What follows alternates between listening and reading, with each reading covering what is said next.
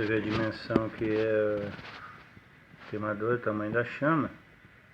A chama tem aproximadamente o tamanho de um isqueiro lá, a altura de um isqueiro. Isso é média. Pode ser maior? Pode ser maior.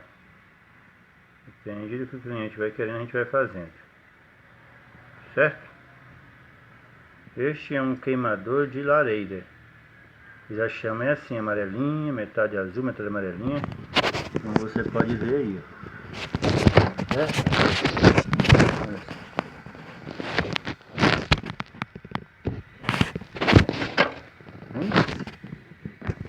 Umas chaminhas menores no meio. Fica mais bonitinho para esquentar um pouco mais. Tá ventando um pouco, tá atrapalhando um pouquinho. Aqui nós soldamos a ponta dele com solda amarela. Não tem perigo de soltar nenhum.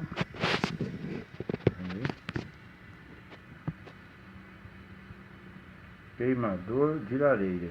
Lembrando que o fogo, o tamanho do fogo, o cliente escolhe.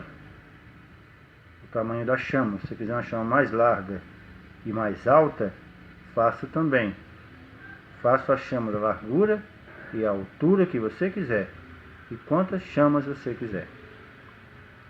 Ligue e agende seu horário. Desenvolva o queimador para qualquer tipo de aparelho. Seja lareira, fornos, fogões. O que você pensar em fazer, tamanho da chama que você quiser, o Frank desenvolve para você. Será feito um protótipo, igual está sendo feito aqui agora. Feito um protótipo e testado antes de chegar em sua residência ou em sua empresa. Assim, quando chegar lá, eu vou só montar e tudo dará certinho. Ligue e agende esse horário. 61981314376 e seja mais um cliente satisfeito. Lembrando que atendo Brasília e região, podendo também enviar os queimadores para todo o Brasil e o mundo. Basta entrar em contato comigo pelo WhatsApp mais 55 61 981314376. Tenho o maior prazer em atender.